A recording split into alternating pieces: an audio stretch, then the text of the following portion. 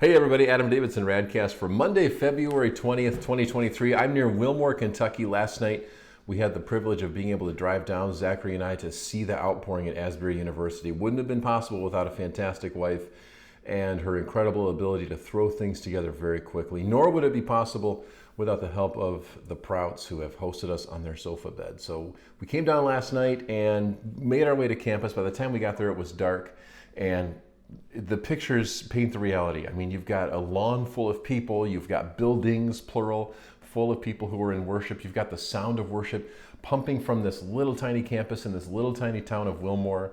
And I'm not even really sure how to explain it. I'm still processing it. We're going to see if we can sneak in there this morning. This is what I do know, that after we got down to campus, I saw something on my phone that said they basically shut down the city and weren't allowing people in.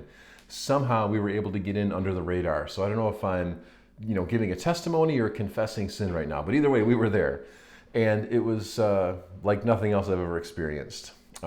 So I just wanted to let you know that that's what I've been doing, and I'll have more to talk about with that this week. But I was thinking about that last night and this morning, obviously, and I noticed that one of the things they're doing is they're calling it an outpouring. They're not calling it a revival or renewal. With some people, the word revival is very loaded, so I think they're being kind of careful about that. But the word outpouring seems to be fitting. And so that drew me, of course, to Romans chapter 5. And now hear this word from the Lord. Paul writes, "Hope does not put us to shame, because God's love has been poured out into our hearts through the Holy Spirit who has been given to us."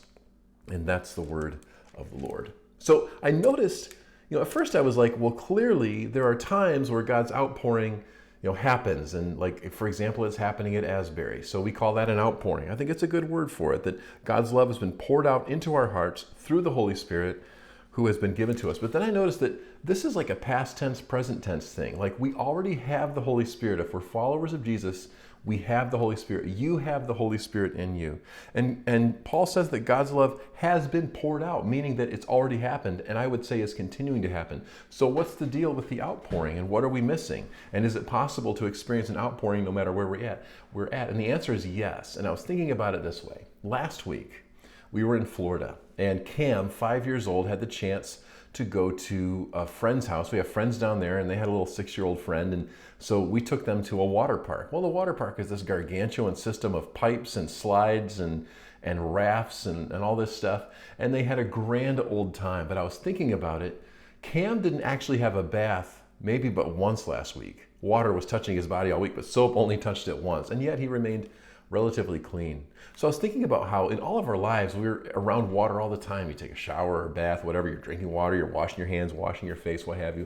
But there are certain seasons where you're around an abundance of water, and the system of water is profound. And like in this case at the water park, water was literally pouring everywhere. A giant bucket would fill up and pour out. We didn't even know that was going to happen last week, but it did. So in much the same way, there are moments where we're doing the same things, but the intensity of it and the focus of it and the surprise of it just kind of catches us all off guard. And God, the great disruptor, once again disrupts us, this time with our awareness of the fact that he has poured himself out into us and that we are simply the recipients of this. So I don't know if it's that God pours out more at this moment or that we become more aware of it.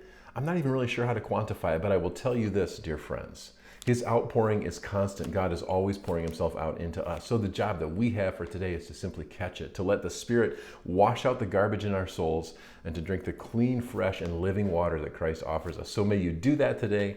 We'll talk about it again tomorrow. Make it a good one. That's RadCast.